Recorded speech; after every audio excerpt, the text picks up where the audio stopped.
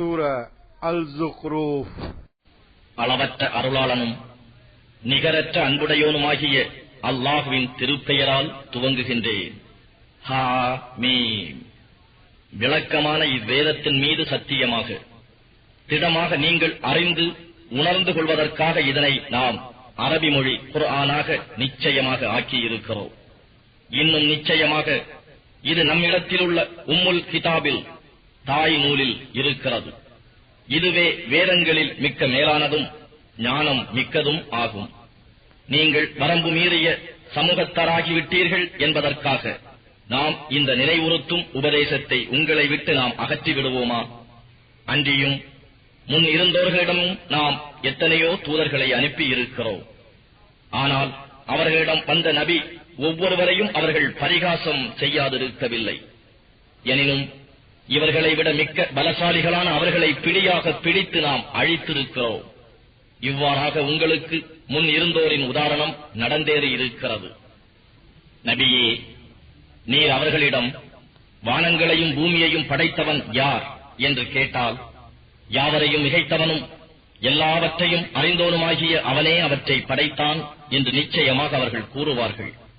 அவனே பூமியை உங்களுக்கு விரிப்பாக ஆக்கி அதில் நீங்கள் விரும்பிய இடத்திற்கு செல்லும் பொருட்டு வழிகளையும் ஆக்கினான். அவன்தான் வானத்திலிருந்து மழையை அளவோடு இறக்கி வைக்கிறான். பின்னர் அதனை கொண்டு இறந்து கிடந்த பூமியை நாம் தாம் உயிர்ப்பிக்கின்றோம். இவ்வாறே நீங்களும் மரணத்திற்கு பின் உயிர்படுத்த பெற்று வெளிப்படுத்தப்படுவீர்கள். அவன்தான் ஜோடிகள் யாவையும் படைத்தான். உங்களுக்காக கப்பல்களையும் நீங்கள் சவாரி செய்யும் கால்நடைகளையும் உண்டாக்கினான்.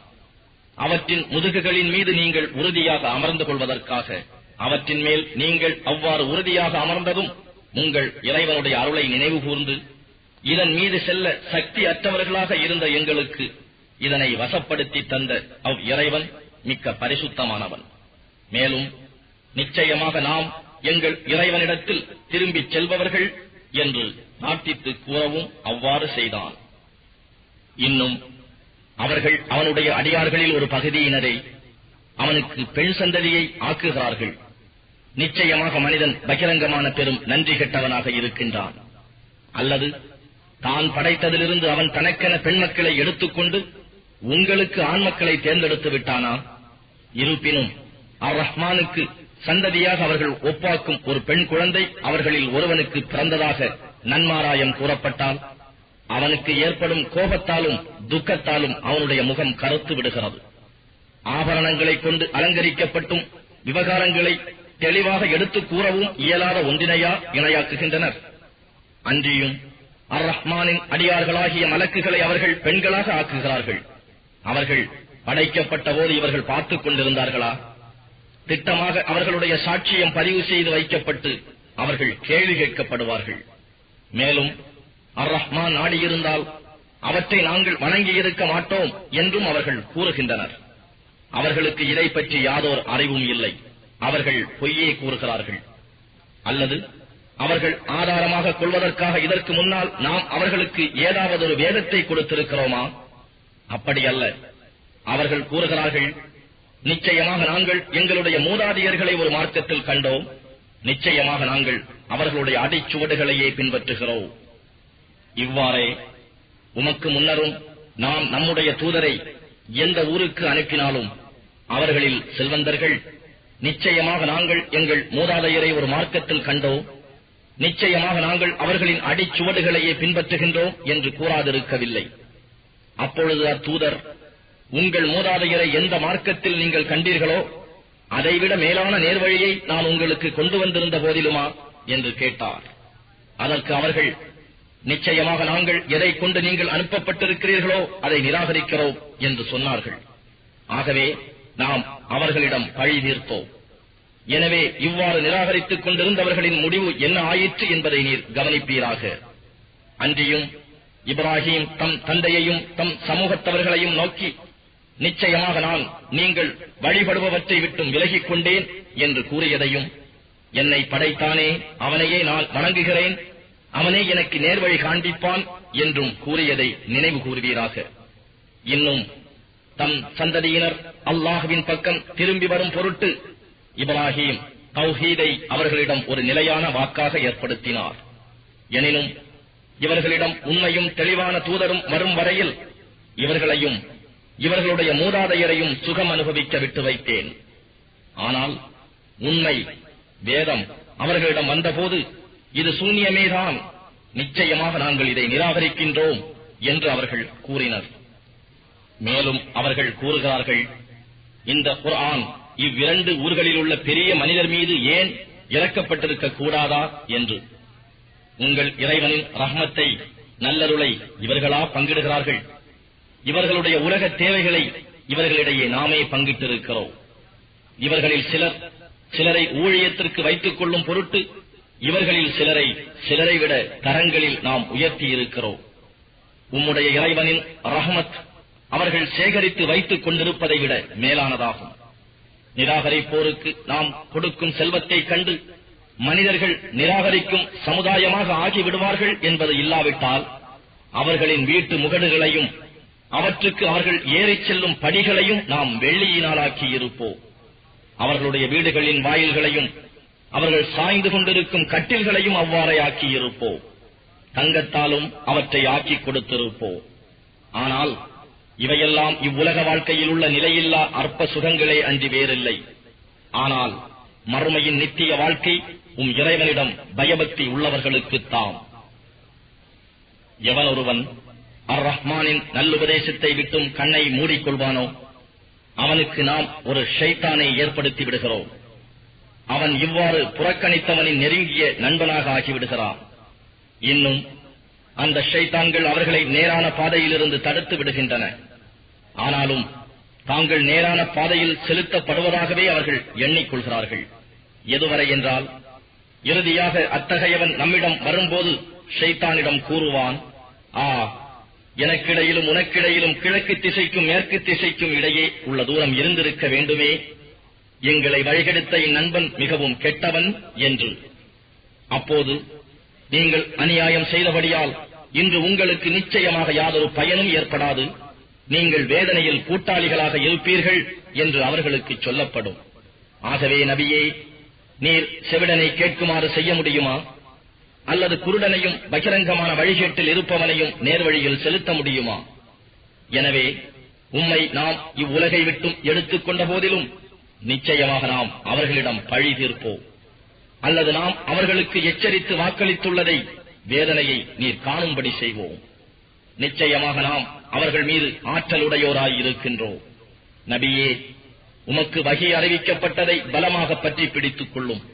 நிச்சயமாக நீர் நேரான பாதையின் மீதே இருக்கின்றீர்.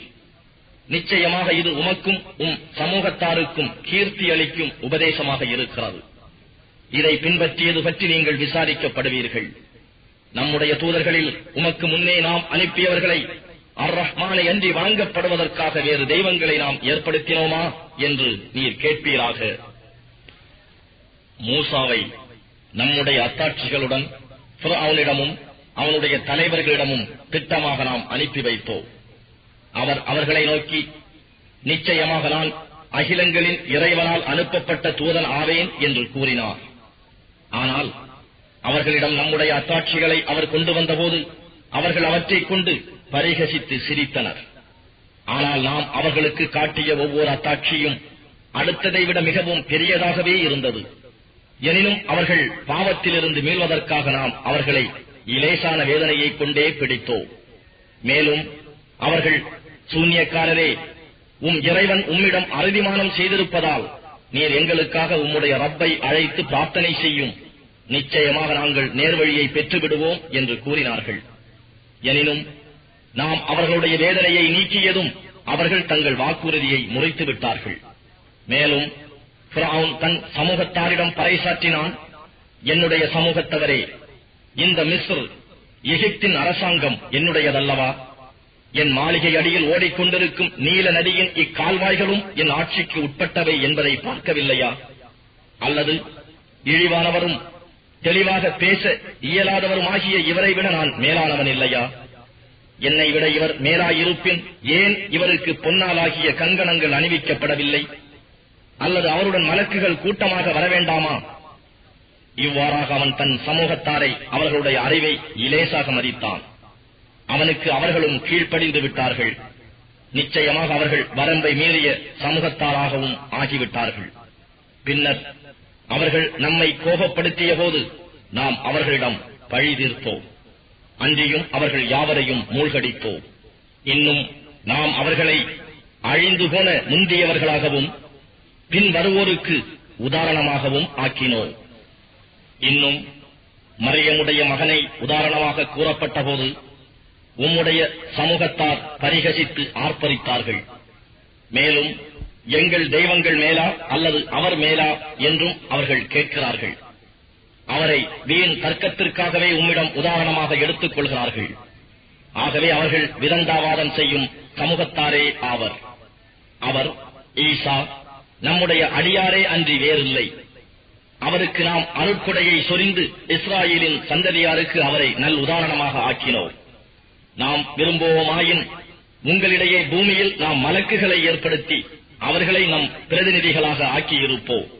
நிச்சயமாக அவர் ஈசா இறுதி காலத்திற்குரிய அத்தாட்சியாவர். ஆகவே நிச்சயமாக நீங்கள் இதில் சந்தேகப்பட வேண்டாம். மேலும் என்னையே பின்பற்றுங்கள். இதுவே சிராத்துல் முஸ்தகீம், நேரான வழி. அன்றியும் ஷைத்தான் உங்களை நேர்வழியை விட்டும் தடுத்து விடாதிருக்கட்டும். நிச்சயமாக அவன் உங்களுக்கு பகிரங்கமான விரோதியாகவே இருக்கிறான். இன்னும் ஈசா தெளிவான அத்தாட்சிகளுடன் வந்தபோது மெய்யாகவே நான் உங்களுக்கு ஞானத்தை கொண்டு வந்திருக்கிறேன். நீங்கள் கருத்து வேற்றுமையுடன் இருக்கும் சிலவற்றை உங்களுக்கு விளக்கிக் கூறுவேன். ஆகவே நீங்கள் அல்லாஹுவிடம் பயபக்தியுடன் இருங்கள், எனக்கும் கீழ்ப்படியுங்கள் என்று கூறினார். நிச்சயமாக அல்லாஹுதான் எனக்கும் இறைவன், உங்களுக்கும் இறைவன். ஆகவே அவனையே வணங்குங்கள். இதுவே சிராத்துல் முஸ்தகீம், நேரான வழி. ஆனால் அவர்களிடையே ஏற்பட்ட பல பிரிவினர் தமக்குள் மாறுபட்டனர். ஆதலின் அநியாயம் செய்தார்களே, அவர்களுக்கு நோவினை தரும் வேதனையின் கேடுதான் உண்டாகும். தங்களுக்கே தெரியாத விதத்தில் திடுகூறாக இவர்களுக்கு இறுதி நாளின் வேதனை வருவதை தவிர வேறெதையும் இவர்கள் எதிர்பார்க்கிறார்களா? பயபக்தி உடையவர்களை தவிர நண்பர்களே அந்நாளில் சிலருக்கு சிலர் பகைவர்களாக ஆகிவிடுவார்கள். என்னுடைய அடியார்களே, இந்த நாளில் உங்களுக்கு எவ்வித பயமும் இல்லை, நீங்கள் துக்கப்படவும் மாட்டீர்கள் என்று மோமீன்களுக்கு அல்லாஹுவின் அறிவிப்பு வரும். இவர்கள்தான் நம் வசனங்கள் மீது ஈமான் கொண்டு முற்றிலும் வழிபட்டு நடந்த முஸ்லிம்களாய் இருந்தனர். நீங்களும் உங்கள் மனைவியரும் மகிழ்வு அடைந்தவர்களாக சொர்க்கத்தில் நுழையுங்கள் என்று மறுமையில் அவர்களுக்கு கூறப்படும். பொன் தட்டுகளும் கிண்ணங்களும் அவர்களை சுற்றிக் கொண்டே இருக்கும். இன்னும் அங்கு அவர்கள் மனம் விரும்பியதும் கண்களுக்கு இன்பம் தருவதும் அதில் உள்ளன. இன்னும் நீங்கள் இங்கு என்றென்றும் தங்கி இருப்பீர்கள் என அவர்களிடம் சொல்லப்படும். நீங்கள் செய்து கொண்டிருந்த நன்மையானதன் காரணமாக இந்த சொர்க்கத்தை நீங்கள் அனந்தரம் கொண்டீர்கள். உங்களுக்கு அதில் ஏராளமான கனி வகைகள் இருக்கின்றன, அவற்றிலிருந்து நீங்கள் உண்பீர்கள் என கூறப்படும். நிச்சயமாக குற்றவாளிகள் நரக வேதனையில் என்றென்றும் தங்கி இருப்பார்கள். அவர்களுக்கு அவ்வேதனையானது குறைக்கப்பட மாட்டாது. அதில் அவர்கள் நம்பிக்கையையும் இழந்து விடுவார்கள். எனினும் நாம் அவர்களுக்கு யாதோர் அநியாயமும் செய்யவில்லை. ஆனால் அவர்கள் தமக்கு தாமே அநியாயம் செய்து கொண்டவர்களே. மேலும் அவர்கள் நரகத்தில், யா மாலிக், உங்கள் இறைவன் எங்களை முடித்து விடட்டுமே என்று சப்தமிடுவார்கள். அதற்கு அவர், நிச்சயமாக நீங்கள் இங்கு நிலைத்து இருக்க வேண்டியவர்களே என்று கூறுவார். நிச்சயமாக நாம் உங்களிடம் சத்தியத்தை கொண்டு வந்தோம். ஆனால் உங்களில் பெரும்பாலோர் சத்தியத்தை வெறுக்கிறவர்களாக இருந்தார்கள் என்றும் கூறப்படும். அல்லது அவர்கள் மக்கத்து காபிர்கள் ஏதாவது முடிவு கட்டி இருக்கிறார்களா? ஆனால் அனைத்து காரியங்களுக்கு முடிவு கட்டுகிறது நாம் தான். அல்லது அவர்களுடைய இரகசியத்தையும் அவர்கள் தனித்திருந்து கூடி பேசுவதையும் நாம் கேட்கவில்லை என்று எண்ணிக்கொண்டார்களா? அல்ல. மேலும் அவர்களிடம் உள்ள நம் தூதர்கள் எல்லாவற்றையும் எழுதிக் கொள்கிறார்கள். நபியே, நீர் கூறும், அர் ரஹ்மானுக்கு ஒரு சந்ததி இருந்திருக்குமானால் அதை வணங்குவோரில் நானே முதன்மையானவனாக இருந்திருப்பேன். வானங்களுக்கும் பூமிக்கும் ரப்பானவன், அரசுக்கு ரப்பானவன், அத்தகைய இறைவன், அவனுக்கு சந்ததி உண்டென்று அவர்கள் வர்ணிப்பதை விட்டும் மகா பரிசுத்தமானவன். ஆகையால் அவர்களுக்கு வாக்களிக்கப்பட்ட அவர்களுடைய வேதனையின் நாளை அவர்கள் சந்திக்கும் வரை அவர்களை வீண்வாதத்தில் மூழ்கி இருக்கவும் விளையாட்டில் கழிக்கவும் நபியே நீர் விட்டுவிடும். அன்றியும் அவனே வானத்தின் நாயனும் பூமியின் நாயனும் ஆவான். மேலும் அவனே ஞானமிக்கோன், யாவற்றையும் நன்கறிந்தவன். அவன் பெரும்பாக்கியம் உடையவன். வானங்கள் பூமி இவை இரண்டுக்கும் இடையே உள்ளவை ஆகியவற்றின் ஆட்சி அவனுக்கு உடையதே. அவனிடம்தான் இறுதி வேலைக்குரிய ஞானமும் இருக்கிறது. மேலும் அவனிடமே நீங்கள் மீட்கப்படுவீர்கள். அன்றியும் அல்லாஹ்வை அன்றி அவர்கள் எவற்றை தெய்வங்களாக அழைக்கிறார்களோ அவை அவனிடம் அவர்களுக்கு பரிந்து பேச அதிகாரம் உள்ளவை அல்ல. ஆனால் எவர்கள் சத்தியத்தை அறிந்து ஏற்றவர்களாக அதற்கு சாட்சியம் கூறுகிறார்களோ அவர்கள் இறை அனுமதி கொண்டு பரிந்து பேசுவர். மேலும் அவர்களிடம் யார் அவர்களை படைத்தது என்று நீர் கேட்டால் அல்லாஹ் என்றே அவர்கள் நிச்சயமாக கூறுவார்கள். அவ்வாறு இருக்கும் போது அவனை விட்டு அவர்கள் எங்கு திருப்பப்படுகிறார்கள்? என் ரப்பே, நிச்சயமாக இவர்கள் நம்பிக்கை கொள்ளா சமூகத்தாராக இவர்கள் இருக்கிறார்கள் என்று நபி கூறுவதையும் இறைவன் அறிகிறார். ஆகவே நீர் அவர்களை புறக்கணித்து சலாமுன் என்று கூறிவிடும். உண்மையை பின்னர் அவர்கள் அறிந்து கொள்வார்கள்.